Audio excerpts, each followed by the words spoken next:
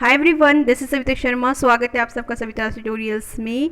DC projects work में आपका guide कौन हो, इस पर बेस्ड ये वीडियो है। गाइड की फुल इंफॉर्मेशन दूंगी, गाइडलाइंस के अनुसार क्या गाइडलाइंस में क्या लिखा है और कंप्लीट बताऊंगी आपको इस वीडियो में। सो वीडियो पूरा देखें, कंप्लीट देखें।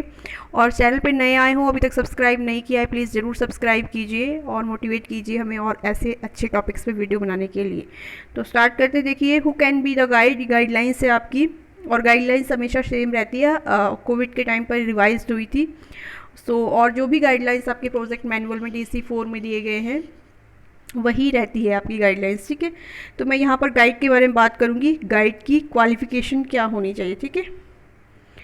और ये criteria for identifying guide when the project is being done with children. ठीक है, जब आप स्कूल में प्रोजेक्ट्स बना रहे हैं तो आपका गाइड कौन हो, इस पर ही है ये। एजुकेशनल क्वालिफिकेशन सबसे पहला रहता है कि एजुकेशनल क्वालिफिकेशन क्या होनी चाहिए गाइड की आपकी। इस पर बहुत ज़्यादा क्वेश्चंस आते हैं कि मैम एजुकेशनल क्वालिफिकेशन क्या होनी चाहिए। देखिए, कोई भी सबसे पहले तो वो टीचर आप चूज़ कीजिए जिस भी स्कूल से आप अनेक्सेस अपने साइन करवाओगे प्रोजेक्ट्स के रिगार्डिंग। ठीक है, तो वहीं पर वो टीचर जो है कार्यरत होना चाहिए, वो स्कूल में काम करता हो। It is mandatory guide to have the following qualification as well as work experience. तो मतलब जो भी स्कूल आपका जिससे आप अनेक्सेस साइन करवा रहे हैं उस स्कूल से ही आप किसी टीचर से बात कीजिए और उसे चूज़ कीजिए एज अ गाइड। ठीक है, तो ऐसा नहीं है कि आप कहीं से भी अपने आस पड़ोस से कहीं से भी आप चूज़ कर रहे हो, नहीं। जिस भी स्कूल से आप अनेक्सेस साइन करवा रहे हो वहीं से आप गाइड, सबसे पहले आप उनसे बात कीजिए किसी भी टीचर से। अब टीचर कौन हो, जिसमें कोई क्वालिफिकेशन देखो क्या क्या हो सकती है। Diploma in nursery teacher training, ठीक है, नर्सरी टीचर ट्रेनिंग की हो उसने, या तो है ना, इनमें से एक क्वालिफिकेशन कैरी करता हो, सारी की सारी नहीं रखनी है आपने, कोई भी एक। Any of the following qualification का मतलब होता है कि एक क्वालिफिकेशन होनी चाहिए उसके पास, या तो मास्टर्स डिग्री होम साइंस में हो, है ना। चलो ये छोड़ते हैं, क्योंकि प्री स्कूल से आप ले रहे हो तो फिर JBT एंटिटी की होगी उसने ज़रूर, है ना। तो JBT एंटिटी के हिसाब से देखो आप, डिप्लोमा इन एंटिटी ये की हो, उसने एंटिटी किया हो, या तो फिर उसने फिर मास्टर्स डिग्री में होम साइंस में मास्टर्स डिग्री की हो। ठीक है, और फिर प्री स्कूल में वो काम करता हो, ट्रेनिंग ली हो उसने, प्री स्कूल का जरूर होना चाहिए उसके पास। या फिर उसने फिर diploma in elementary educational training ETT की हो, एंटिटी की हो, या फिर B.Ed की हो। इनमें से मतलब कोई भी प्रोफेशनल डिग्री जो है उसके पास होनी चाहिए जो कि टीचिंग से रिलेटेड हो, अर्ली टीचर्स जो होते हैं, अर्ली चाइल्ड टीचर्स से। ठीक है, तो ये इनमें से एक क्वालिफिकेशन कैरी करता हो। क्वालिफिकेशन पे बहुत ज़्यादा डाउट्स रहते हैं। कोई भी सिंपल है, अब जो भी आप स्कूल जा रहे हो तो एफिलिएटेड स्कूल होगा तो वहाँ पर टीचर ने ज़रूर कोई ना कोई प्रोफेशनल डिग्री की होगी। तो आप उससे पूछिए कि क्या क्या है, ETT एंटिटी या फिर B.Ed, इनमें से कोई भी उसका पास डिग्री होनी चाहिए। सिंपल है, बिल्कुल सिंपल, बिल्कुल कंफ्यूज नहीं होना है इसमें।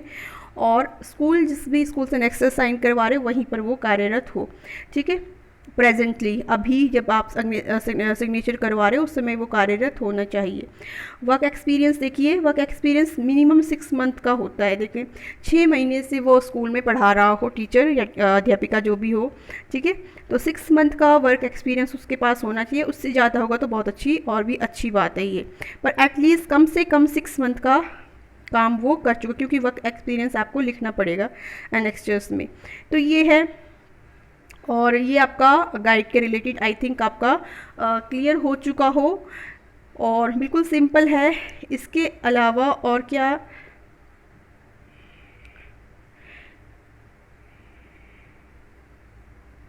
जैसे कि गाइड से मिलके आप पहले ही बात कर लीजिए कि आपकी ऐसे ऐसे वो है और ट्रेनिंग है और आपने अनेक्सेस आपने साइन करवाने हैं, तो उनकी जो क्वालिफिकेशन है उसकी सर्टिफिकेट्स जो है लगेगा उनका। ठीक है, और उनका वर्क एक्सपीरियंस लगेगा, तो इससे रिलेटेड आप पहले ही बात कर लीजिए।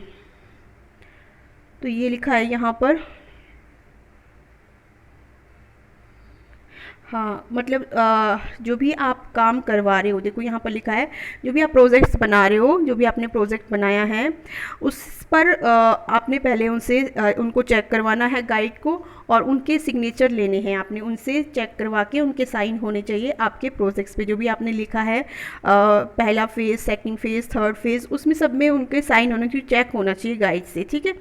और एक चीज़ और भी है इसमें कि जो मार्क्स का होता है, तो मार्क्स का भी इसमें बताया गया है कि weight is given to the evolution by the guide and the evolution given by the IGNOU expert has been revise now. पहले ये अलग होता था, पहले 70 गाइड से होता था, 30 इग्नू एक्सपर्ट से होता था, बट एवोल्यूशन, बट अब चेंज कर दिया गया है, अब 30% वेटेज रहेगा। मतलब आपका जो प्रोजेक्ट आपका चेक करेंगे गाइड, और जो एनेक्सस फिलअप होंगे, तो एनेक्सस में जो मार्क्स लगेंगे एनेक्सस 3 में, वो मार्क्स आउट ऑफ 30 जाएगा, आपका 30% गाइड की तरफ से जाएगा।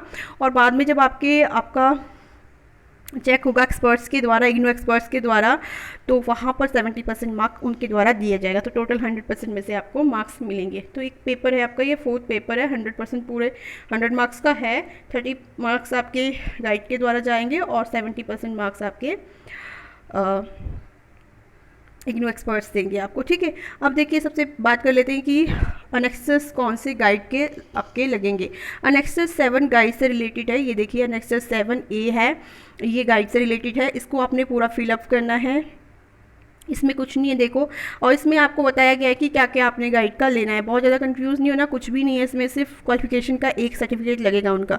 नेम ऑफ़ द गाइड आपने यहाँ लिखना है, एजुकेशनल क्वालिफिकेशन उन्होंने क्या किया है, उन्होंने NTT की है या TCT B.Ed किया है या ETT किया है, जो भी उन्होंने चाइल्ड से रिलेटेड जो ट्रेनिंग ली है वो यहाँ पर लिखना है आपने, ठीक है।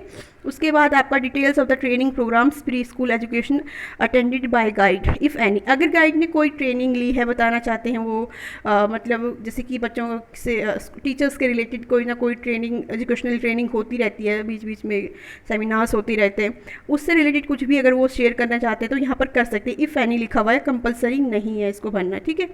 Number of the years of teaching experience with pre school children, और उनका यहाँ पर एक्सपीरियंस देंगे कि वो प्री स्कूल में कब से पढ़ा रहे हैं, ठीक है।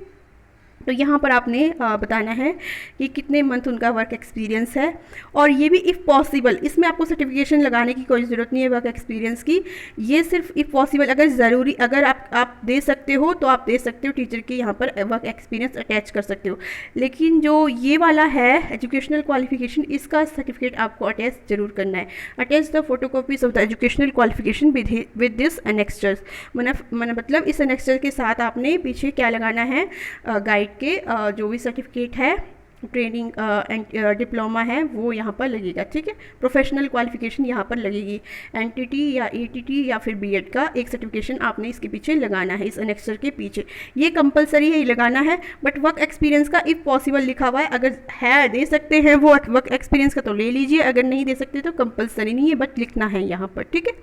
तो आई थिंक क्लियर है, देखिए बिल्कुल भी कोई भी कन्फ्यूज़न नहीं है, बहुत ईजी है इसको, तो स्टूडेंट्स काफ़ी इसको लेके क्वेश्चंस करते रहते हैं, तो मैंने सोचा कि इसको मैं अच्छे से डिटेल में बताऊँ आपको, ताकि आपको कोई भी प्रॉब्लम ना हो।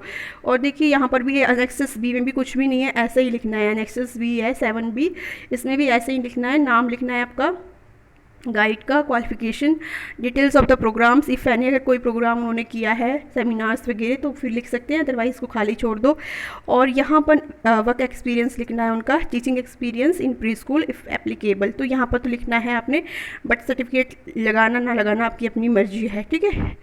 तो work place of work and designation यहाँ पर देना है, कहाँ पर काम कर रहे हैं, डेजिग्नेशन क्या है उनकी, वो देना है बस। और यहाँ पर ये है कि सिग्नेचर और स्टैंप लगेंगे, यहाँ पर स्कूल के स्टैंप लगेंगे, प्रिंसिपल के स्टैंप लगेंगे, और साइड में यहाँ पर गाइड के आपके सिग्नेचर होंगे, साथ में यहाँ पर आपका स्टैंप और स्कूल के सिग्नेचर्स होंगे यहाँ पर, ठीक है।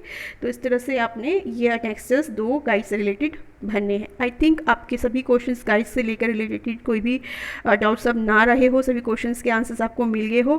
कोई भी डाउट्स स्टिल रह जाते हैं आप कमेंट कीजिए, और वीडियो प्लीज़ पसंद आए तो ज़रूर शेयर कीजिए, सब्सक्राइब ज़रूर कीजिए। Thank you.